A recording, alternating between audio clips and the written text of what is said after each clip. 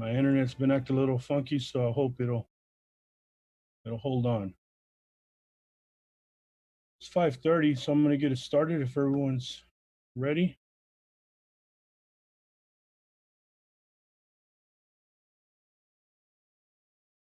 We're ready. Mr. Ramos, Mr. Robbins is having difficulty, so he's going to call in until he can get his Zoom working correctly. So he'll be on in just a minute, but we can start. Okay, sounds good. So good evening. I'm calling this meeting to order. The time is 5:30 p.m. In accordance with the Texas Open Meetings Act, Texas Government Code Chapter 551, this meeting is officially open with a quorum present. The following board members are present virtually, and I will now call each of their names in order of their districts, just to verify that they are in attendance. District 2 Trustee Toby Jackson. Good evening, President Ramos, here representing the 2nd District. Thank you. Good to see you, good to see you, Trustee Jackson. District 3 Trustee Quentin Phillips. Good evening, President Ramos. Quentin Phillips, President, representing District 3. Good to see you, sir. District 4 Trustee Daphne Brookins. Good evening, President Ramos. Daphne Brookins, representing District 4. Good to see you too, Trustee Brookins. District 5 Trustee CJ Evans. Good evening, present. Good to see you, Trustee Evans. District 6 Trustee Andar. Good evening, President Ramos. Andar, representing District 6. Good to see you, Trustee Dar. District 7 Trustee Norman Robbins, you able to join us? We'll make sure he's on a little bit. We'll check back with him. District 8 Trustee Anaya Luevanos. Good evening, President Ramos. Anaya Luevanos, representing District 8, present. Good to see you, Trustee Luevanos. District 9 Trustee Ashley Paz. We will check back in with Trustee Paz. And I am Jacinto Ramos Jr. representing District 1. On March 16, 2020, Governor Abbott temporarily suspended certain open meetings requirements imposed by the Open Meetings Act to slow the spread of COVID-19. This action permits meetings subject to the Open Meetings Act to be hosted by telephone or video conference. This meeting is being broadcasted live via Spectrum Charter Channel 192, the Fort Worth ISD Ed TV channel on YouTube by searching for YouTube FWISD ED TV and a link provided in the agenda. In accordance with those suspended rules, we certify the following. Notice of this meeting has been posted online for at least 72 hours. 1, although members of the board are not gathered in a central physical location, we do have a quorum in attendance at this meeting by video conference or telephone call. We are meeting by use of Zoom software application, which allows two-way communication for members of the public. As we would at any in-person meeting, members of the public who have followed the instructions on the meeting notice for registering to speak during the public comment portion will be unmuted for 3 minutes to speak. All other meeting procedures will adhere to board adopted procedures to the extent practicable. An audio recording of this meeting is being made and will be available to the public at a later date. We apologize in advance for any unforeseeable difficulties and ask for your patience as we navigate unprecedented conditions. If you have questions about the suspended laws, please call the Office of Attorney General at 888-672-6787 or by email at toma@oag.texas.gov. We will now move to our pledges, which will be held by Mr. Clint Bond. I pledge allegiance to the flag of the United States of America and to the republic for which it stands, one nation under God, indivisible, with liberty and justice for all. Honor the Texas flag. Pledge allegiance to thee, Texas, one state, under God, indivisible. Mr. Bond, I think we will now be moving on to recognitions. We'll turn it back over to you. Mr. Ramos, we have one recognition this evening. Fort Worth ISD board member Ashley G. Paz has been elected to the Secretary Treasurer post of the Council of Great City Schools Board of Directors. Ms. Paz has served on the policy body's executive committee and in this new role succeeds Michael O'Neill of Boston Public Schools, who became chair of the National Leadership Group. The Board of Directors is the Council of Great City Schools policymaking body comprised of the superintendent and a school board member from each coalition's 76-member big city school districts. Ms. Paz was first elected to the Fort Worth ISD Board of Education in 2013. She has served for the last 4 years as co-chair of the Council of Great City Schools Task Force for Bilingual Education, which she now will relinquish to take over as chair of the Audit Committee and co-chair of the Task Force for Governance, Management, and Leadership. As co-chair of the Task Force for Bilingual Education, Ms. Paz oversaw many accomplishments, including developing national curriculum standards for bilingual math students, standards that increase rigor and culturally relevant curriculum. She feels her biggest success was the amicus brief that the council filed to the U.S. Supreme Court, cited in Chief Justice John Roberts' ruling to eliminate the citizenship question from the 2020 census. That concludes the recognition, Mr. Ramos. Thank you, Mr. Bond, and congratulations to Trustee Paz. I don't think she's been able to join us yet. Is that correct? Okay. We were going to give her the mic for a bit, but we'll move on. We'll probably give her a chance towards the end of the meeting. Public comment.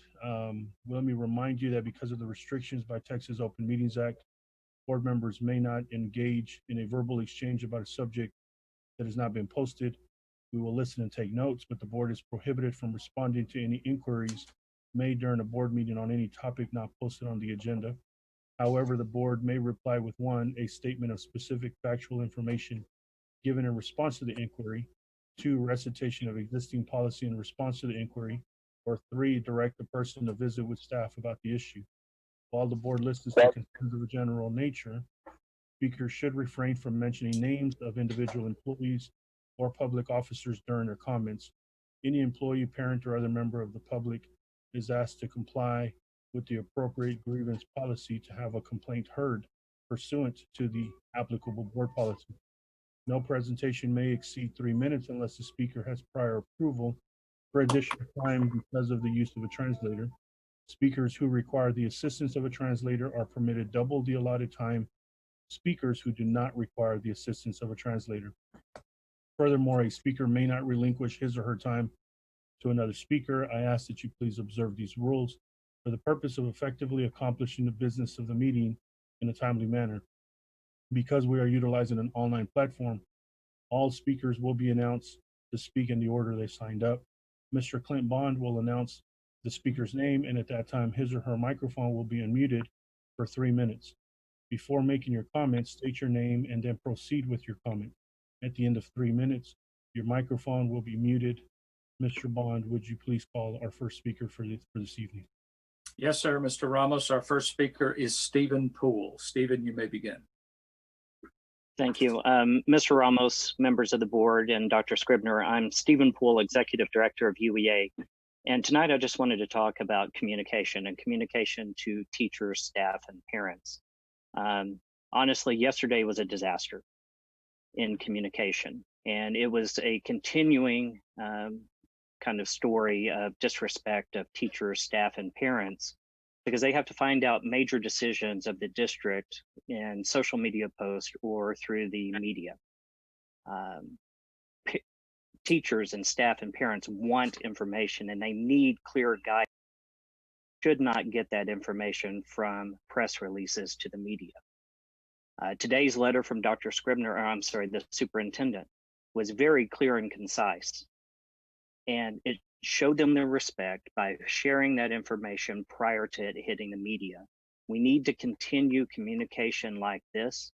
The old communication plan or strategy of sharing it with the media and then maybe sharing it with staff and parents later needs to end. We need to show the respect to our parents and to our teachers and staff. They're partners through all of this together, and we need to be together through all of it. And it's going to take everyone, especially with the Herculean effort of doing online instruction only now. And the respect we show our teachers, staff, and parents is desperately needed right now. So thank you very much, and thank you for the time, Mr. Ramos. If there's anything I can ever do, please let me know. Our next speaker is Michael Mangrum. If you're ready, sir, you may begin.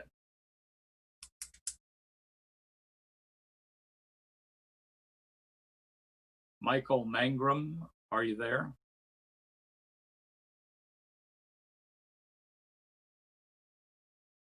Not hearing Mr. Mangrum. We'll come back to that at the end. Ernesto Moran, are you there, sir?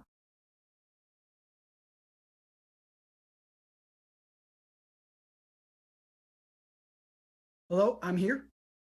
Mr. Moran, you may begin.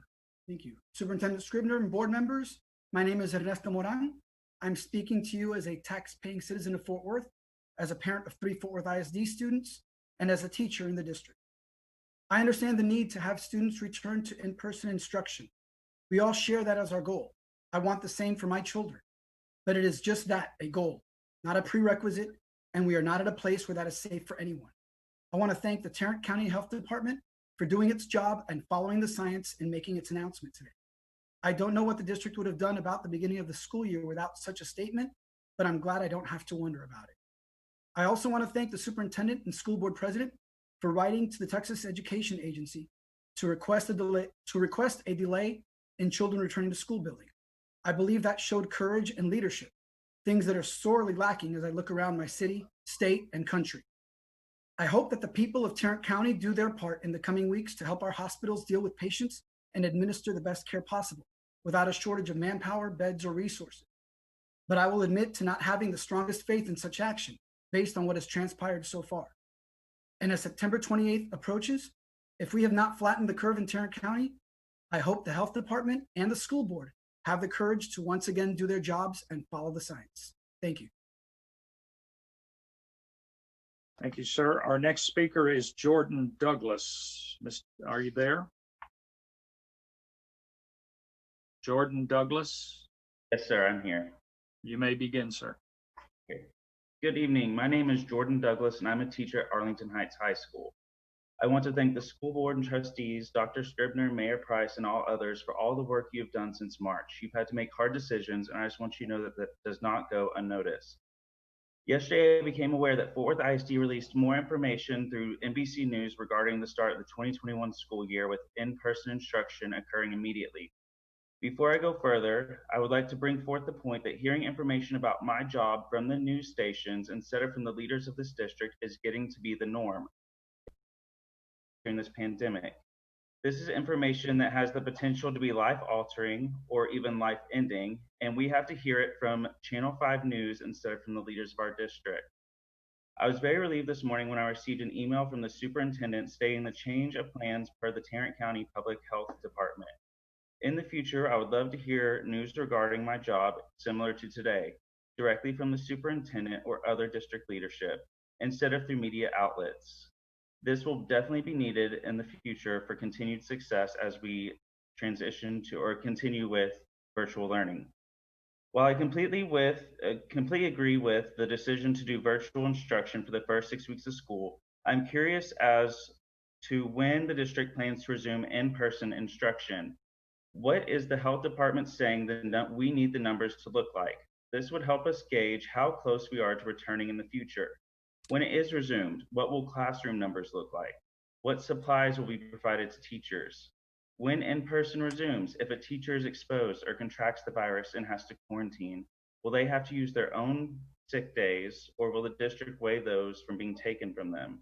Will students who have to be out due to the virus lose credit for their course, since the 10 school days they would have to quarantine automatically make them lose credit? I think ultimately there are still a lot of questions that the district has to answer before teachers can feel safe going back, and thankfully we now have more time before in-person instruction resumes. However, I would like to know the answers to these questions sooner rather than later. I also have heard a lot of people having the opinion that students need to return to in-person instruction for the social emotional well-being of children, which is a concern of mine as well. I know our children need interaction and a safe place to be with 2 meals a day. I am not ignoring that issue. However, a growing concern of mine is also the social emotional impact for both students and teachers of being forced into a situation that for 5 or more months we have been told daily is wrong. Don't be in groups of 10 or more people. Stay outside when you can. Don't be closer than 6 feet to anyone else. In-person instruction goes against what we have been repeatedly told. I hope that when the time comes, as a district, we can find a happy medium for the school year to ensure everyone is healthy both physically and mentally, while providing resources to those who need social or emotional help. Those are my thoughts and concerns. Thank you for your time. Our next speaker is Irma Parga, and Ms. Parga will be using the services of an interpreter. Ms. Parga, you may begin. Buenas tardes, mesa directiva y superintendente. Mi nombre es Irma Parga. Good afternoon, and my name is Irma Parga. Thank you for having me here. Trabajo en la cafetería, tengo 21 años de servicio. Me gusta mucho mi trabajo. Me gustaría regresar, pero no en estas circunstancias. I've been working in the cafeteria for the last 21 years, and I love my job. But I'm eager to go back, but not under these circumstances.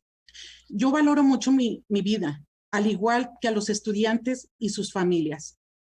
I love my life, and I love the students' family life, as well as their family's life. Solo quería darles las gracias por no ver a los niños como un número o una logística. I want to thank you for not seeing the students just as a number, as a part of logistics. Gracias por verlos como vidas, ya que la pérdida de un solo niño sería muy triste. Thank you for seeing us as we are part of your lives, because the loss of a child would be a very, very sad moment. Gracias también por valorar la vida de nosotros los trabajadores. Also, thank you for taking consideration of our lives as the workers of the school district. Ya que muchos de nosotros parecemos saludables, pero en realidad no lo es así. Many of us look healthy, however, it's not that way. Yo en especial, mi salud no es muy buena. Mi alta presión, mi tiroides, mi hígado y mi obesidad. Personally, I'm not a very healthy person. I have diabetes, I have liver problems, I have blood pressure problems, and my obesity. Me hacen una persona muy vulnerable al virus. I'm a person that is very vulnerable to the virus. Y tomando en cuenta también que hay compañeros de trabajo que padecen de otras enfermedades más delicadas que las mías. There's other co-workers that suffers of other kind of sickness who are even worse than mine. Aparte, hay personas grandes de edad y esto nos costaría la vida. There's also people that are older than me, and that would cost our lives too. Les doy las gracias por pensar en nuestras familias, ya que si yo transporto el virus de mi trabajo a mi casa. I want to thank you for taking care of our families, but I'm concerned about me taking the virus to my house. Yo tengo mi esposo con alta presión y eso le pudiera a él costarle la vida. And if I bring the virus to my house, to my husband who has blood pressure problems, that would cost him his life. Yo no podría vivir en paz sabiendo que por mi culpa mi esposo le llegará a pasar algo trágico. I couldn't live peacefully knowing that because of me, something happened to my husband. Porque estamos trabajando con niños muy de cerca. We're working with children very closely. Ya que este virus no discrimina. Gracias por no vernos como números ni como estadística. This virus is causing problems to everyone. I appreciate everyone for taking in consideration our lives. Gracias por vernos como seres humanos. Gracias por seguir luchando por nosotros. Gracias por mantenernos con salud. Thank you for keeping us like a part of the community. Thank you for keeping us healthy. Gracias por defendernos, de mantenernos seguros de un enemigo que no podemos ver, pero que sabemos que está ahí. Thank you for keeping us away from all the problems, knowing that there is an enemy that we cannot see. However, we know it's there. Gracias por luchar por nuestras vidas. Thank you for fighting for our lives. A nombre de mi familia, a nombre de todos los estudiantes de Forward y a nombre mío. Gracias. On behalf of myself, all the students of the school, of Forward School District, thank you so much. Nuestras vidas están en sus manos. Our lives are in your hands.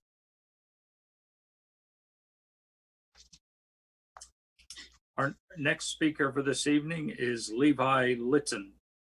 You may begin. Good evening. My name is Levi Litton. I'm a secondary teacher in Fort Worth ISD. I have several questions to present, but first let me thank the organizers of this board meeting for the platform to do so.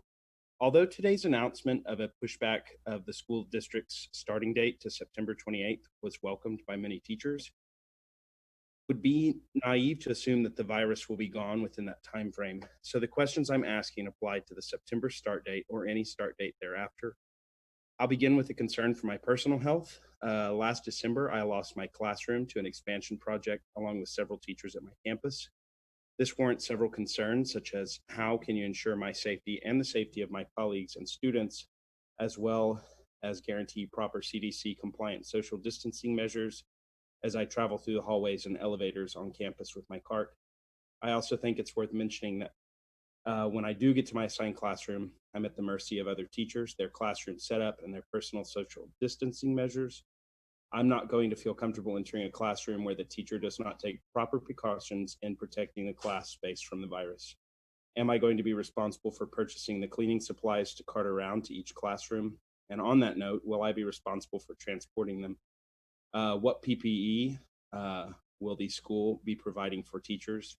And before you add this to the load of responsibilities my campus administrators are responsible for, I think it's important to note that if the district is going to push the initiative for face-to-face instruction, it should be their responsibility how to figure out how to do so safely. But this is concerning to me whether or not students are reporting to the school building.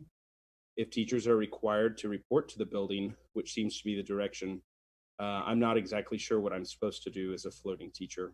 Am I guaranteed a safe personal workspace? On the topic of safety, page 10 of the Fort Worth ISD Forward mentions students will be required to wear masks while they're in the classroom. My understanding is the district has only acquired approximately 800,000 masks for the entire year, which just I don't think is enough. And what happens when you run out? Not mandating masks puts the entire room in jeopardy, according to the CDC. If masks are required, and I certainly hope that they are, what are the measures teachers can take to combat insubordinate students who refuse to wear their mask? And furthermore, sending them to be reprimanded unnecessarily exposes administrators. Ultimately, restrictions on teachers to take appropriate action could be in violation of the Texas Education Code, Section 37. And I think we need clear definition on what is allowed and what is not. Finally, if teachers are showing symptoms, what is the protocol that we use to report our absence? As a teacher, I want nothing more than to be in class with my students, but state officials have failed to set in place precautionary measures, and frankly, no teacher or student should fall victim to or die or have to live with permanent health complications from these botched decisions. Your time has expired, sir. Thank you. Our next speaker is Malik Austin. You may begin.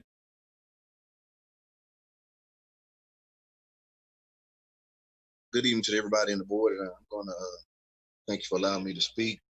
To me, I'm in full agreement with some of the other speakers that we have to think safety, not our pocket, by lining your pocketbooks with your money and your kickbacks off your programs. Think about human life. For those who are on the board, you took an oath to service the people, and once the people have spoken, you should adhere to what the people have asked you to do. You don't know enough about the virus. I heard no talk about the beta virus. It's 13 strands out there. The cytokine storm, which is in the second wave. I don't even know why y'all even telling parents that we be ready by the 28th. That's a lie.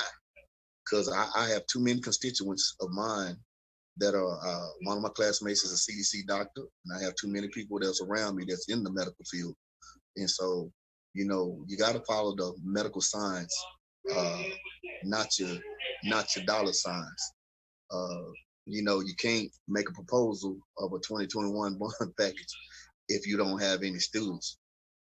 So whatever programs the board members being kickbacks off of, you know, you just gonna have to learn to find other means for income and think about the safety of our children. The first thing you got to do is think about the safety of the children. If we have to shut down and go to additional initiative when it comes to educating the help parents, that's your job, is to help the parents educate the children. If we have to go back to a different initiative other than the standardization that we've been doing, that's what we got to do. Safety, because you do not know. Nobody on that board is a doctor or tied to any doctors. And I know if I have all this information, 4 if ISD should have this information.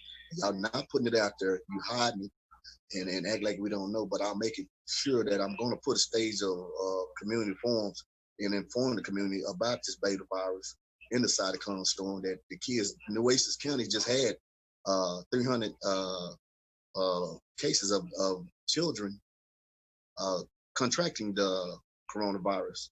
And so we don't know enough about this virus, and it affects everybody different. And now once y'all have no empathy for children for having pre-existing conditions, how they can be exposed. We don't know that. And so y'all have to get off your little horses and start listening to the people, man. And that's the only thing I ask y'all to do, man, is take the safety of your the people that's working in 4 ISD, well as the children. At this point in time, we need to keep our kids home. We need to stay safe until you submit us with some form of data that tells us that our children will be safe in your schools.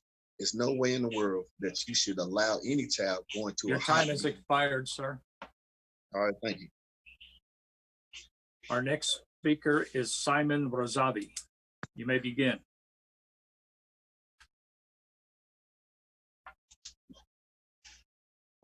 Simon Rosavi. Yes, sir. Can you hear me? Yes, go ahead. All right. Thank you. Thank you, everybody. Good evening, all the board members. I appreciate the opportunity to share my grave concerns. Me and my wife are teachers at Fort Worth ISD. And in March, schools were closed due to increasing COVID-19 deaths and transmission rates in Texas. Over the next 4 months, deaths and transmission rates have increased substantially and have gotten out of control in Tarrant County and our neighboring counties. Now, as we break daily records for infections and deaths in our county, we dare to consider requiring teachers and staff to return to their schools to teach online during the most unsafe and dangerous time of this pandemic. We cannot guarantee the safety or livelihoods of the teachers or students if schools are reopened at Fort Worth ISD. But what is guaranteed if we open up the doors is the infection rates and deaths due to COVID-19 will continue to surge in our communities as a result of reopening. We as educators bear the responsibility to safely educate our students and stop the spread of this highly contagious disease. Go ahead. Good evening, board members. I'd like to also thank you for the time and the opportunity. I'm going to continue. Schools are not hospitals capable of mitigating the significant spread of this deadly virus as it surges. Our HVAC systems in our schools do not have filtration systems that can filter out COVID-19, and school buildings have poor ventilation. So as we teach aloud in our classrooms, the same contaminated, unfiltered air will be circulating in our schools for everyone to breathe. This will substantially spread the virus. Hundreds of teachers and staff per school are being demanded to return to our campuses, forcing us to send our own children to daycare centers to be exposed to this disease and to risk our lives and the lives of our families. Schools should not be reopened this fall for the students, teachers, or staff to occupy. Instead, teaching and learning should exclusively remain online from the safety of our homes until the infection rates are well below 5% contained and an effective vaccine has been produced. We can educate and teach our students online if given the opportunity. Teachers are the most resourceful, creative, and innovative people on earth. With the support of our district and communities, we can effectively teach our students safely online. Thank you again. Thank you for your time.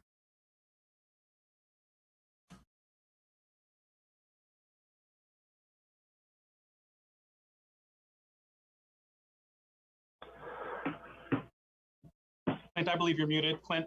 I'm sorry. For the record, the second speaker was Larnicia Razavi. And the next speaker would have been Tracy Stitcher, who asked that the following statement be read. During Superintendent Scribner's meeting with reporters today, it was mentioned that special education students with IEPs might be meeting with their teachers in person at the school. I would like more details about this. How exactly would it work? Our next speaker will be Orion Smith. Are you there? Yes, I am. You may begin. Thank you. Good evening, President Ramos, members of the board, and Dr. Scribner. My name is Orion Smith. I teach proudly at Arlington Heights High School. I'm a resident and a parent of an FWISD student. First of all, I want to thank the board and administration for working with the county public health authorities and the TEA. No decision right now is easy, and we're all working as hard as possible to make the best of our situation. But this delay of in-person instruction was the best call for the safety of students and families and educators in Fort Worth ISD. Like all of our excellent teachers, I'll be sad not to see my students in August, and I will work as hard as possible to give them the best online experience that I can. Also, however, like many teachers, including several who have already spoken, I'm a parent of an in my case, a 4-year-old entering pre-K. Given those additional challenges, I asked the board to consider 2 options to support both safety and the needs of our staff. First, we've heard thus far the idea that teachers will teach synchronous lessons for 4 hours each day from on-campus location. Given that an internet connection is all that is really needed to teach virtually, we should consider flexibility to teach from home where we can also support our family needs. This is, of course, also safer, as it would reduce transmission vectors within campuses while the virus surges outside. Second, if remote instruction cannot be accomplished remotely, please consider allowing teachers to provide childcare for their own children by bringing them to school with us. I don't think that will make instruction ideal. I'm not excited about the idea of putting my child at risk, but it will, again, make a series of impossible choices less impossible. I have faith that with the inputs of educators and community members, we can do what we need to serve the needs of our students. So thank you for your time and for leading the way towards equity and educational achievement for our students. Our next speaker will be Erica Perez. If you're there, you may begin. Hello, everyone on the board. My name is Erica Perez. School is now set to start face-to-face instruction on September 28th. My son is in a special education class and cannot do virtual instruction. He has tried doing virtual instruction for his therapies for speech, and it has not worked. It seems to me that Fort Worth ISD has been thinking of general ed classes and has forgot about the special education students. I know there's more students that will not be able to sit in front of a computer and do virtual learning due to their learning disabilities. What is going to be done about situations like this? Also, when you return to school face-to-face instruction, what will be the face mask requirements for special education students? I know regular general ed students can wear their face masks and will, but what about the special education students that can't or won't even keep them on? How are we going to make sure that they're safe? Face shields also won't work. We want them and everyone else to be safe, but what can we do about this? What can be done for our special education students? If we send them to school, we're selfish. If we keep them home, we're living in fear. Every single one of us is in a hard place, and all we want is answers. We just hope that you can consider this issue and address it and let us know what is going to be done. Thank you for your time.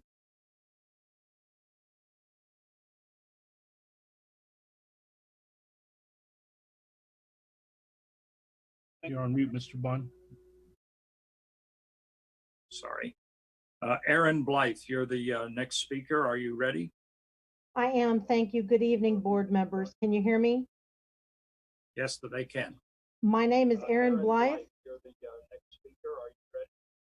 I'm sorry, there's a delay. My name is Erin Blythe, and I am both a Fort Worth ISD educator going on 13 years with the district, as well as the only living parent of 2 children enrolled in Fort Worth ISD schools. So Fort Worth ISD is a part of our family and dictates a large part of our lives. And the news today has brought mixed reactions, as you can imagine. On one hand, it's great to have some answers, but on the other hand, it leads to more questions. First, knowing that students will not be returning for the first 6 weeks, please announce your plans for teachers, meaning if you intend for them to return to campus, let us know.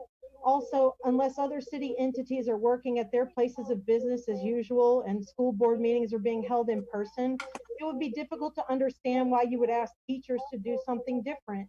If you do intend for us to return, please create and make a clear process in which teachers can apply to work from home. Also consider allowing teachers to bring their children to work as necessary. We must provide allowances for our children and our staff during these unprecedented times.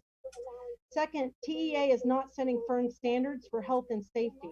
6 feet when possible is not an acceptable standard of safety in our classrooms. As a scholastic entity which prides itself on data and research, we should not entertain that condition. It's weak and scientifically unsupported. Some things I think they got right are like the radical notion of allowing for modification of pretty much everything, including creating consistent cohorts, which might make middle and high school look a lot different and would allow the possibility of contact tracing at each campus. It would ensure a closed group of contacts, and that if someone was diagnosed, it would not cause an entire school shutdown, but rather a classroom shutdown. Radical times calls for radical action, and I ask that you consider radical action in order to get our most vulnerable students back into a safe classroom. We can only do this by providing the best online learning experiences and creating strict criteria for in-person learning. Also, please embrace asynchronous learning versus synchronous for flexibility. And please embrace virtual learning, not for temporary relief, but for the long game. It might be new to us, but it is not new, and it can work for many learners. COVID has exposed our old ways of thinking about education and is providing an opportunity. For those who use the spring as a warning, this spring was not an example of online learning. It was a lesson in emergency learning. Educators want to teach. We just need the appropriate tools and time. Investing in a comprehensive MLS like Blackboard, Canvas, or something that would contribute. Ma'am, your time has expired. Fantastic. Thank you, board members. And our last speaker for this evening is James Saylor. You may begin, James. James Saylor.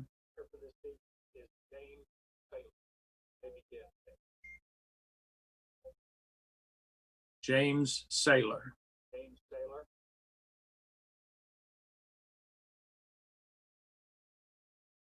I'll go back to the one speaker who was not at the beginning, Mr. Ramos, Michael Mangrum. Yes, I'm here. You may begin, sir. Good evening. My name is Michael Mangrum. I'm a bilingual 5th grade teacher in the dual language program at W.M. Green Elementary. After several weeks of uncertainty and a weekend fraught with tension, after reading news reports suggesting we're going back into the classroom on August 17th, in the midst of this ongoing pandemic crisis, I was glad to read Dr. Scribner's email this morning that announced a responsible, data-driven return date to keep us all safe in these extenuating circumstances. I was glad that I didn't see it on Facebook or in the news first. On behalf of my colleagues and students, I would like to express my gratitude and support for this date, return date. I'm looking forward to seeing what plan we have. There are people that disparage teachers that do not want to return to in-person instruction at this time. And to those individuals, I haven't heard anyone on this call tonight. I would remind anyone that would criticize us that we are classroom teachers. The classroom is where we work, and that's where we want to be, but now it's simply not the time. I grew up in the Rio Grande Valley, which is currently suffering an acute COVID-induced healthcare crisis. Yesterday, I received a call from my mother shortly after 5 in the evening, and she told me that a childhood friend had passed away from COVID yesterday at 4:45 p.m. Adam Ibarra is younger than me, was younger than me. He left behind small children. Adam Ibarra passed away because there was no room for him in Valley Hospital. I believe that the start date that I read in Dr. Scribner's email is data-driven, and there's one local data point that stands out to me. According to Tarrant County Public Health Statistics, there's 654 ventilators in Tarrant County. 395 are currently available. I just wonder what would happen to that ratio if 84,000 students were to return to campus in less than a month, go home, be with family, be with friends, be with grandparents, and do everything that we do. I want to thank you. I saw on the agenda there's some resources that are going to be designated to help us deliver equitable, high-quality virtual instruction. I want to thank you for having the strength and integrity to make the best decision or to start to make good decisions for the safety of us all. And although there's many issues that we still need to work through, please continue to let the well-being of all of us, even those that are inconvenienced or they do not see the validity of these measures, to drive our eventual return to the classroom. Thank you.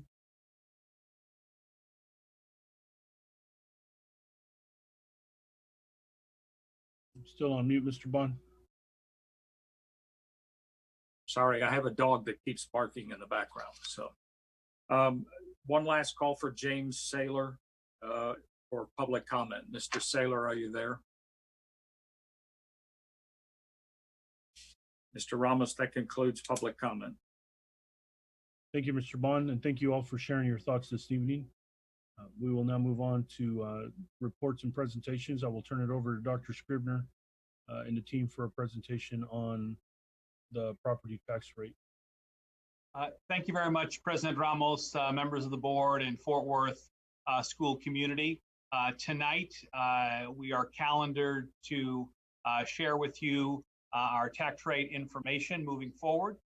We have, as you've heard in public comment, a great deal of work to do in the coming year and the need to invest in our students. And at this time, I'd like to turn it over to Mike Ball, our CFO, who will take us through this initial presentation. Thank you, Dr. Scribner. Thank you, President Ramos. Hopefully we have a PowerPoint presentation related to this topic. And we do intend to, if we could go to the next slide, we want to just talk a little bit about, very quickly, the timeline that's before us. On July 25th of this month, we're expecting to receive the certified property value roll from the county appraisal district. And that date is prescribed in statute. And then because of the provisions of Senate Bill 2, which will provide us a little bit of tax relief this year, the Texas Education Agency will make some computations related to our tax rate and provide that information to us, scheduled to be by August the 5th. And then we're required to publish the proposed tax rate for the board's consideration on August the 7th, which is 10 days prior to the meeting date at which we intend to place on the agenda for the board's action and consideration the adoption of the tax rate. So that's kind of the timeline that we're faced with. So if we could go to the next slide. This slide talks about one of the two components of the tax rate. This is the maintenance and operations tax rate component. It's referred to as the M&O tax rate. And we anticipate that our compressed tax rate, which will be calculated by TEA, will be either 0.9164 or below. And so we're proposing to publish the highest rate that it could be, because we are allowed to reduce from what we publish, but we can't go above that. And so we'll start there, add 6 cents of enrichment pennies that have previously been approved, and then a proposed enrichment of 11 pennies that would be proposed for a total rate of $1.87 8 cents and 64/100 cents. And that is a change from the current rate of 9.64 pennies. So if we could advance to the next slide, this is the second component of the total tax. The debt service rate, or the INS rate, which stands for interest and sinking fund rate. That is the way that portion of the rate is referred to in statute. And we're not proposing any changes to that rate. The current rate and the proposed rate is 29.2 cents. And so we do have tomorrow morning actually a pricing of a bond sale that's a part of our 2017 bond authorization. We will have a sale tomorrow morning, and we do not anticipate any change to the interest and sinking fund tax rate or the debt service fund tax rate. And if we could go to the next slide, then what we would propose to publish is a maintenance and operations proposed tax rate of 1.0864 and a proposed interest and sinking fund tax rate of 0.292 for a total proposed tax rate of $1.37.84 cents. And that compares to the total tax rate of a current rate of 1.282, which again is a change from the current rate of 0.0964 cents. And there is no action needed tonight. We just want the board to be aware of these requirements as we approach the meeting date of August 17th. We will need to publish these rates by August 7th, and certainly be pleased to answer any questions that the board might have about this, President Ramos. Okay, my colleagues, if you would use the same little deal. I see Mr. Norman Robbins already has his hand up, so we'll go with him. My colleagues, if you would use the little raise hand button under the participants tab, and we'll go from there. So Mr. Robbins. Thank you, President Ramos, and thank you for this report. I'm curious, can you give us an example of what the new tax rate, what the impact will be on a home of, say, $200,000, $150,000, something like that? Absolutely. The average home in the district, Trustee Robbins, is the latest data that we have, which was from the June report, which is a preliminary report from the appraisal district. The average home in the district is valued at about $168,000, and the tax on that would be an increase of about $13 per month. And I have a schedule that I'm searching for right now as I'm speaking in my notebook here that shows the impact on a couple of other values. If you'll give me a moment to see if I can put my hand on that, I will. Here we go. A $250,000 valued home would be $20 per month. A $300,000 home would be a $24 per month, and a $350,000 home would be $28 per month increase. Thank you very much. Thank you, Mr. Robbins. Great question. Any other questions from my colleagues on the board? I don't see any little blue hands. Anael, Trustee Leonis. Thank you, President Ramos. I was trying to find the hand.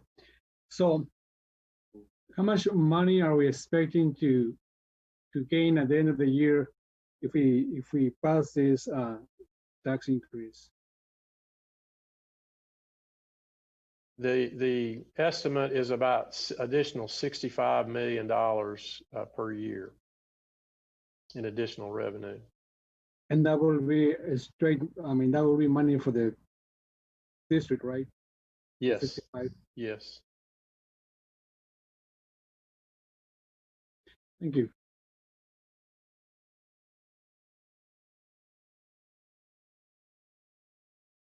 Any other questions? We have Trustee Daphne Brooklyn. Yes, I was wondering, so the tax increase, will the funds that we receive be used to help with our technology issues to make sure that all of our students are covered with this online learning? And yeah, I see Dr. Scrivener shaking his head. So that's very important. If that's what we're going to increase the funds for, we definitely need that. Absolutely. That's certainly one of the things that we have in mind, Trustee Brookins. A great observation. If I may, Mike, we know, as you've seen in recent media reports, that the state of Texas is experiencing up to a $5 billion shortfall. We expect that public schools will be affected. The current communication that we have received is that the TEA is going to allow us a floor of funding through the first 12 weeks. Interestingly, that takes us up to the election, October 30th. After that, we really are going to have to be vigilant. Several of us, I know President Ramos in his role as a leader of state organizations, and my role as Texas Urban Council chair, will be down in Austin quite regularly. Our plan with any dollars that we're able to maintain would be to focus on teacher pay, obviously, health and safety needs for our students, the additional costs of PPE, of masks, of shields, of fog machines, of plexiglass, and then of course the connectivity, the technology needs, Wi-Fi towers, investing along with philanthropy and business. So we really want to be able to position ourselves for success through and beyond the pandemic.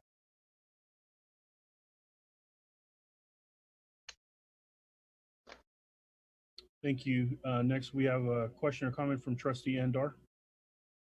Thank you, President Ramos, and thank you, Mr. Ball. I appreciate Daphne's comment regarding how we're going to be using this additional fund, because I think that makes a big difference in how I choose to vote for something. So the more specifics that we can have in that respect, the better, because I think that's a key piece of the equation when we're trying to make a decision such as this.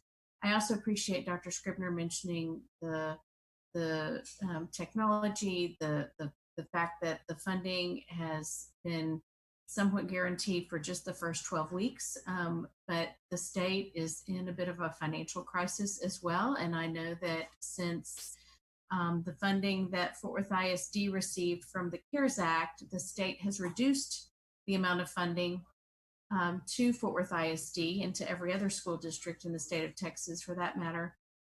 That's significant because we have a lot of significant expenses that we've never had before, whether it's cleaning or PPE or additional staff in order to provide the services that students need.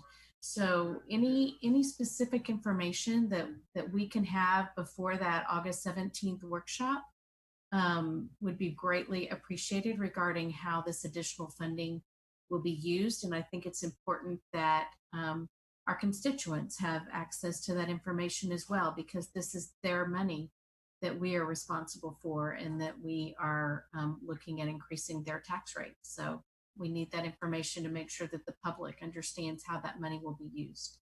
Thank you. Thank you, Ms. Dar, and we certainly will do that. Thank you for that. Looks like we don't have any other questions or comments from the board. Thank you for the presentation, Mr. Ball and Dr. Scrivener. We will now move on to item number 6, which is discussion of consent agenda items.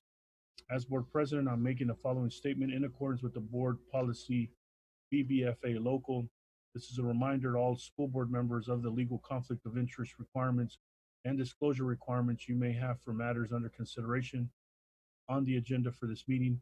If required by law, board members shall recuse themselves from all discussion and shall abstain from voting on any matter pertaining to such a disclosure.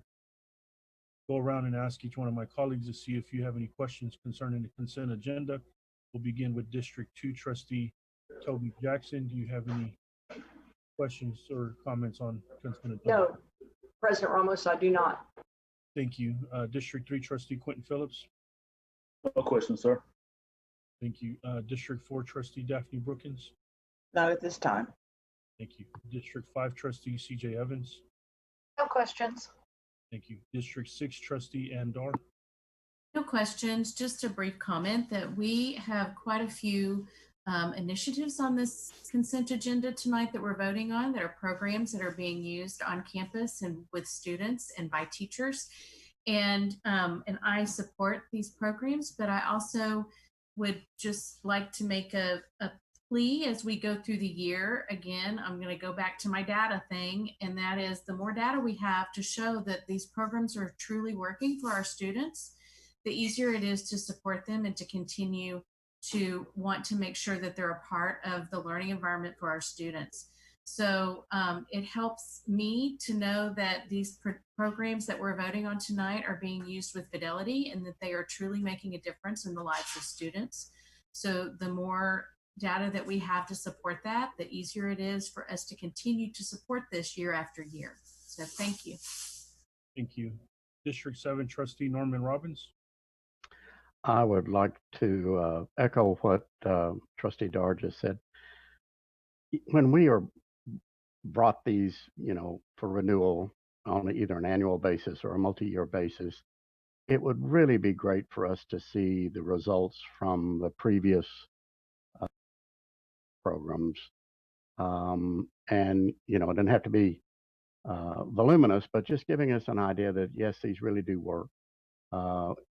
We want to make sure that we're investing in things that make a difference to our students and our teachers. And so if we could have that kind of information in detail, it would be very helpful.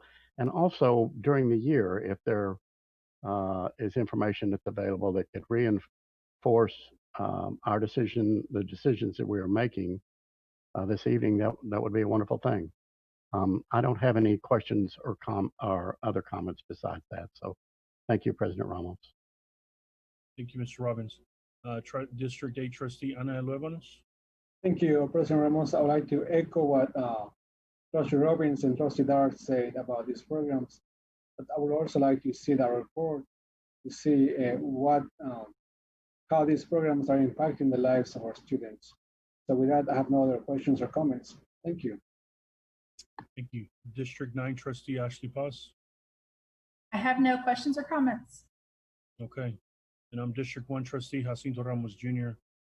I don't have questions. I just have a comment of what my concerns with items 1, B1, and B2 as we continue to have more conversations around SROs, the school to prison pipeline, that I'm hopeful that we have provided the professional development to our teachers in our juvenile detention center, where some of our most vulnerable and most marginalized young people sit in, and also at the JJAEP campus, and that being just in the form of courageous conversations about race training, things of that nature, so that we ensure those young people and those adults working with them have the support that they need.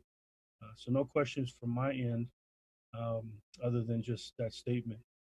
I will take a moment to bring us back to the recognition portion, where Trustee Paz, we recognize you and the work that you've been doing at the Council of the Great City Schools. I'd like to give you an opportunity to be able to speak on that recognition. The floor is yours. Yes, thank you. I was actually having some technology difficulties earlier, so thank you for coming back.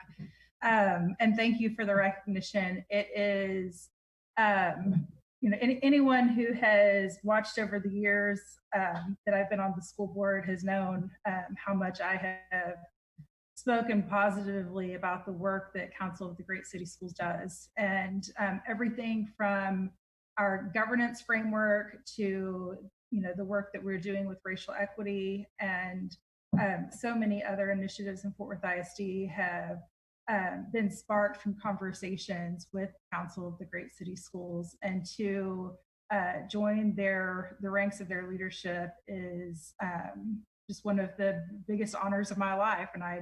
And the fact that my colleagues across the country, superintendents and board members, would have that kind of faith in me is still, I don't know what they're thinking. I don't know that they know what they're thinking, but we're excited to do lots of good work and to help lead districts like Fort Worth ISD through these kinds of difficult situations. And you know, they've already provided so many great resources through weekly school board member or board rep and president calls, and through other job-alike sessions. And it's an honor to serve and to be able to represent Fort Worth ISD in this capacity. So thank you for the recognition. You got it. Congratulations again, and knowing that that is no easy task, and the work that you all do. There are a lot of amazing equity warriors, and you sit among the top of them. So thank you for all the work that you've done. Looks like we are going to move on to, we're going to go to exec. So we will now, I'm sorry, the time is 6:31 p.m. The date is Tuesday, July 21st, 2020. We will now recess and reconvene virtually for executive session as authorized by Chapter 551 of the Texas Government Code under sections 551.071, .072, and .076.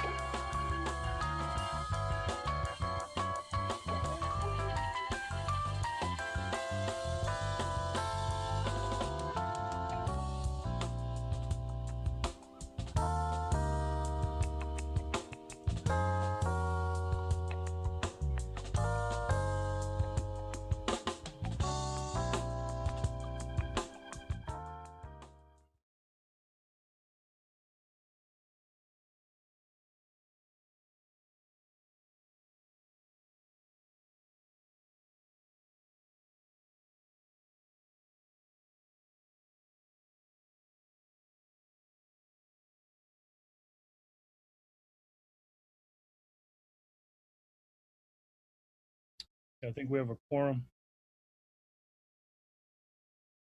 We'll get started.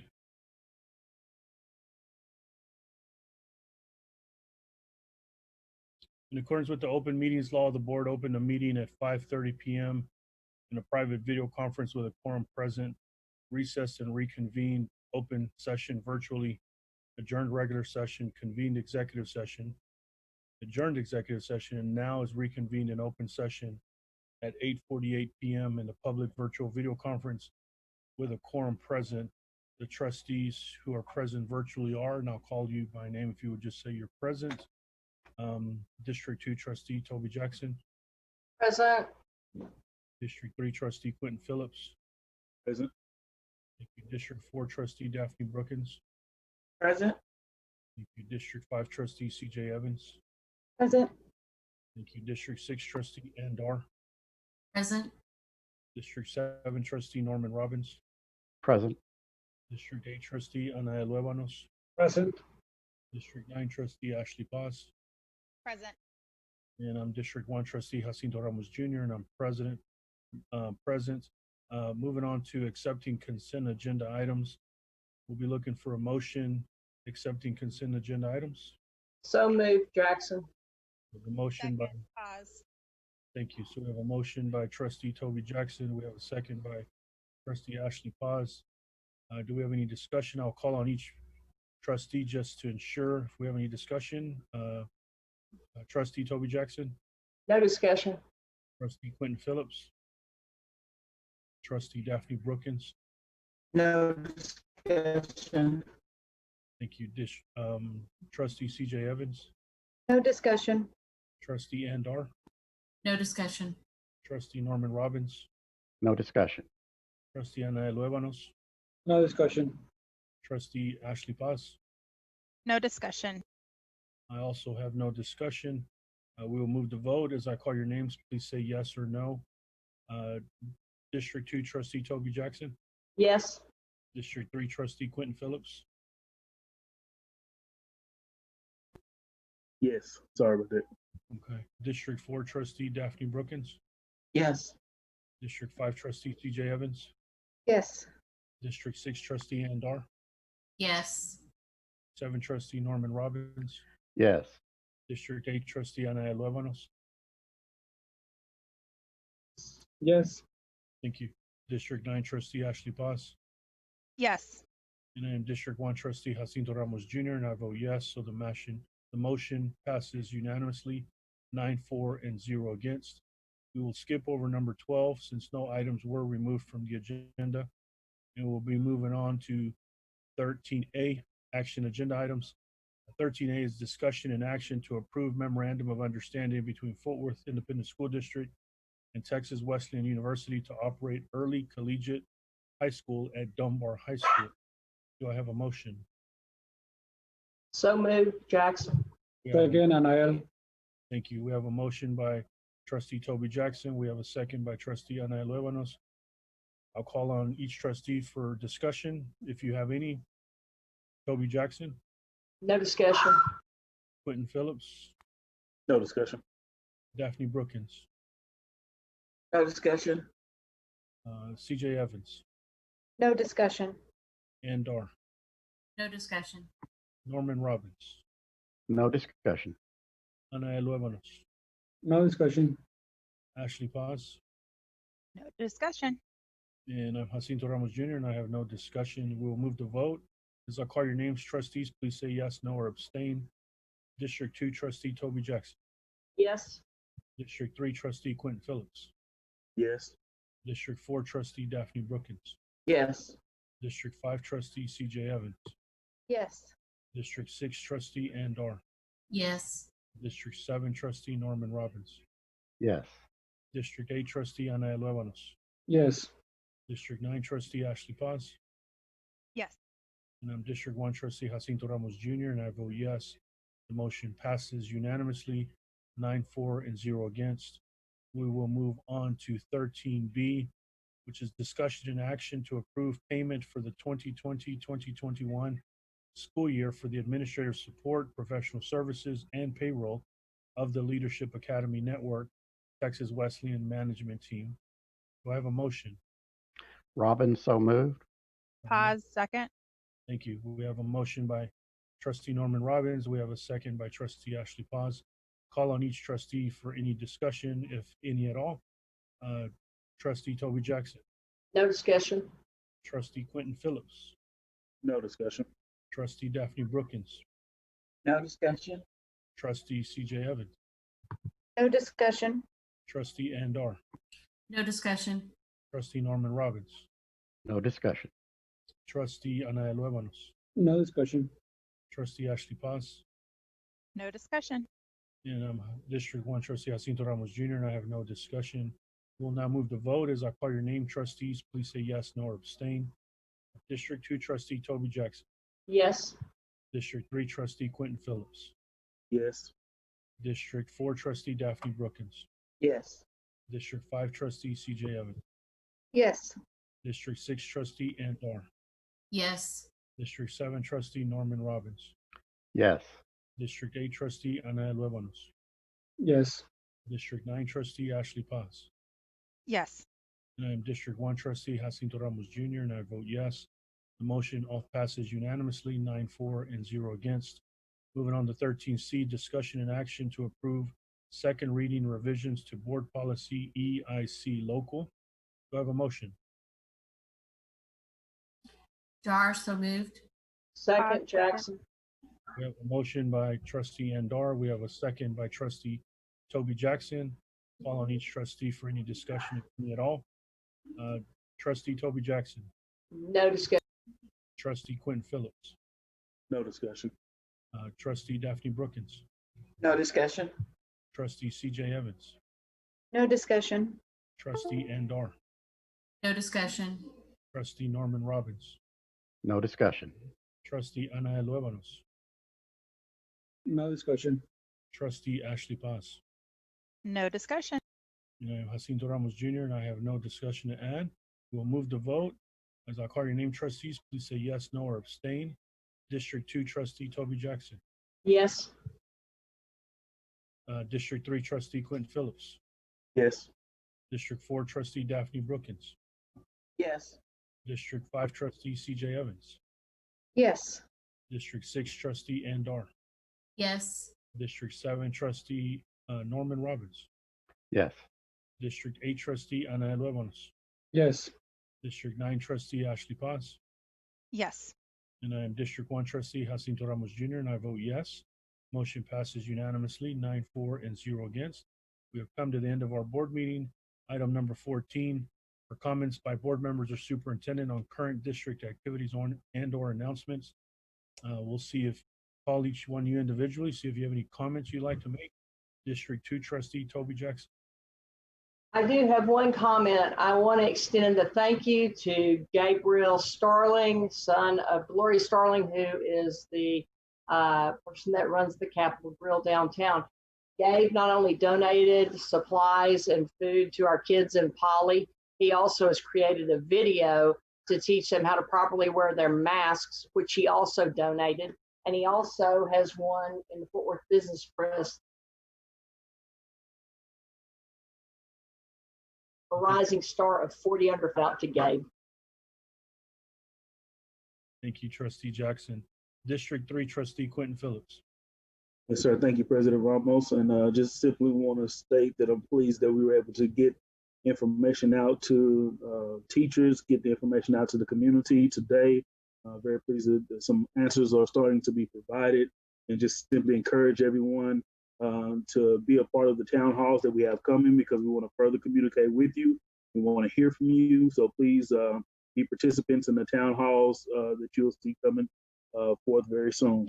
Thanks everyone for all the work that's being done on those fronts. Thank you, Trustee Phillips. District 4 Trustee Daphne Brookins.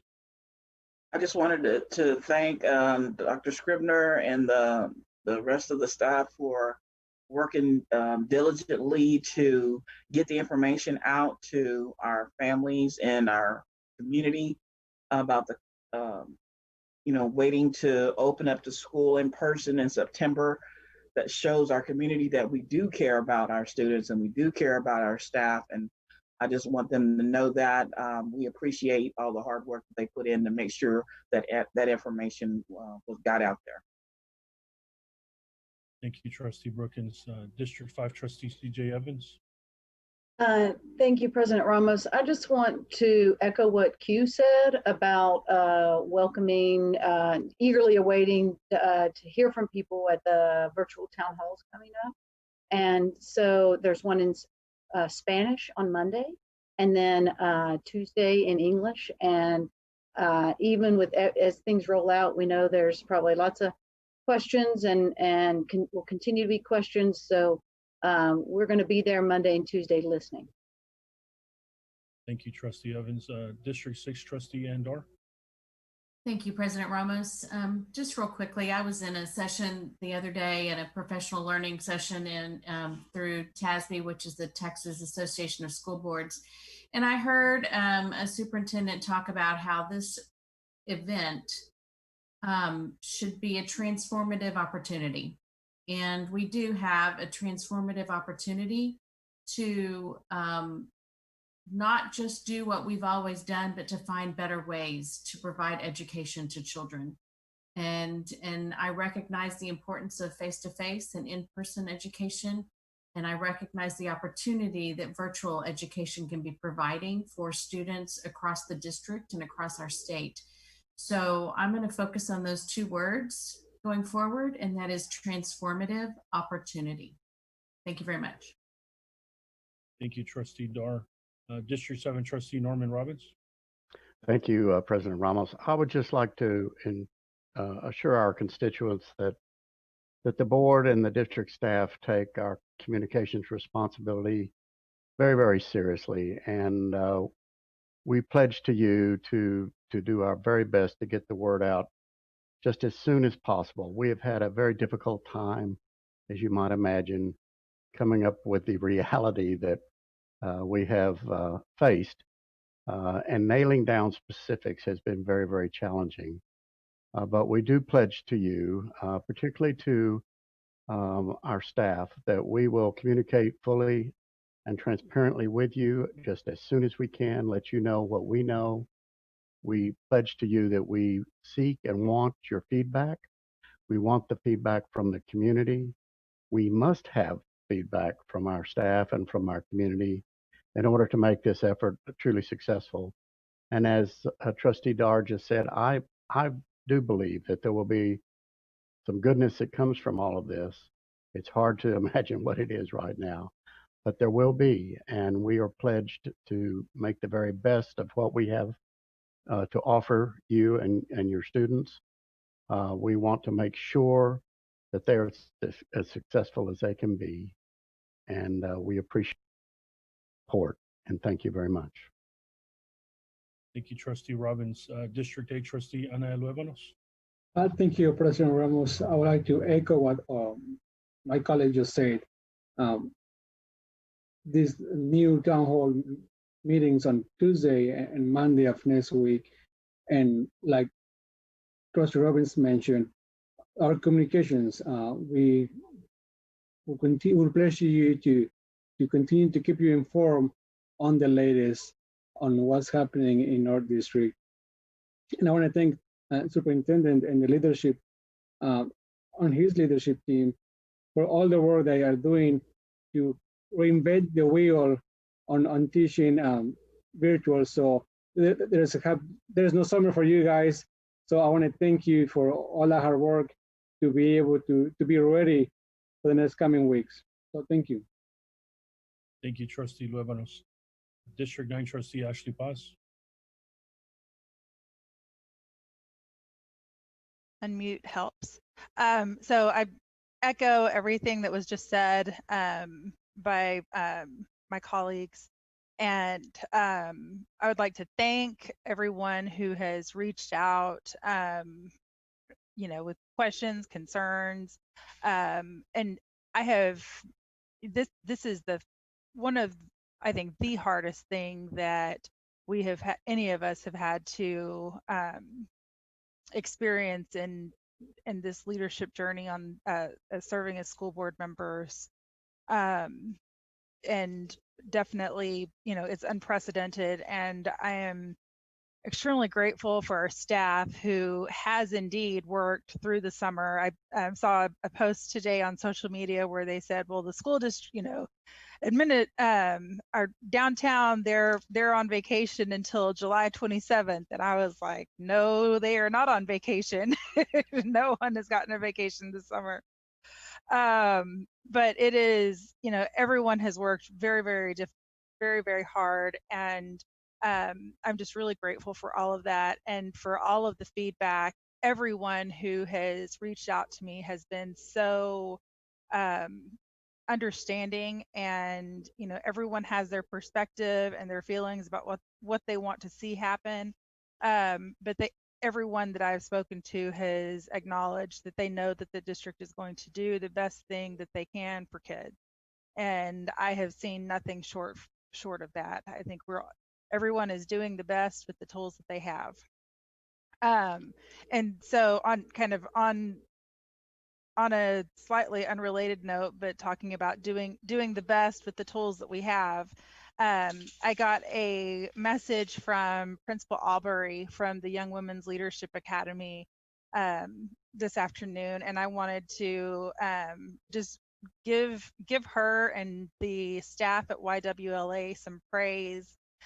She sent me the results from their 2020 AP testing. So from 2016 to 2020, they have gone from 274 students taking the exam to 426 students taking the exam. And this is a small school, so these are 10th, 11th, and 12th graders. But even with adding that many students taking the exam, they have increased from 29.3 students passing with at least a 3, which is where they get college credit for their AP courses. So that in 2016 they had 29.3%, and then this past year they had 53%. But the truly remarkable number is that of the percentage of that of those students, of the graduating seniors, 96.8 of our young women from the Young Women's Leadership Academy passed at least one AP test with a score of 3 or higher. So, you know, I don't often have those kinds of outcomes shared with me. So I wanted to take the opportunity and turn it back to you know, why we're here and what we're doing, and getting these kinds of outcomes is definitely what we want to see. So congratulations to all of the seniors who have graduated from Young Women's that have done the hard work, and the teachers that helped to get them there. And that's all I've got to say today. Thank you, Trustee Paz. Superintendent Dr. Kent Scribner. You're on mute, Dr. Scribner. Thank you very much, President Ramos. 2 things very quickly. First, I want to express my appreciation to our teachers, our principals, support staff, particularly our faculty, though, for their dedication and commitment to kicking off the school year on the virtual platform until at least the 28th of September.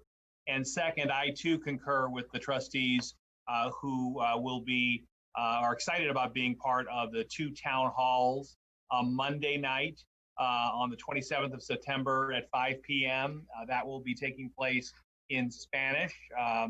We're looking forward to welcoming Ana Luevanos, CJ Evans, and Jacinto Ramos and myself. And then on Tuesday night in English with Q, Trustee Quentin Phillips, Norman Robbins, and Jacinto Ramos and myself. Looking forward to participating in both those town halls. Look forward to it. Thank you very much. Great.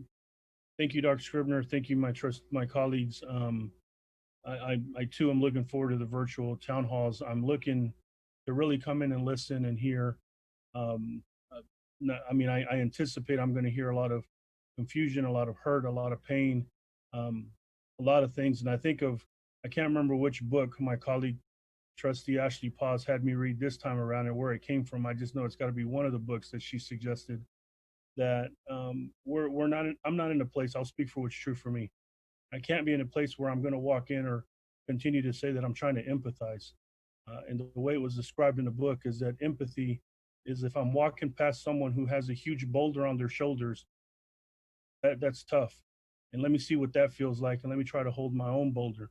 I think right now, I personally am going to walk in a space of compassion, of acknowledging and recognizing power differentials, and also where I sit right here, right now, and that I actually have the privilege and the power to have good functioning internet, that I have food in my refrigerator, and that my son, who's going to be a freshman in school this year, has more than enough resources to get done what he needs to get done.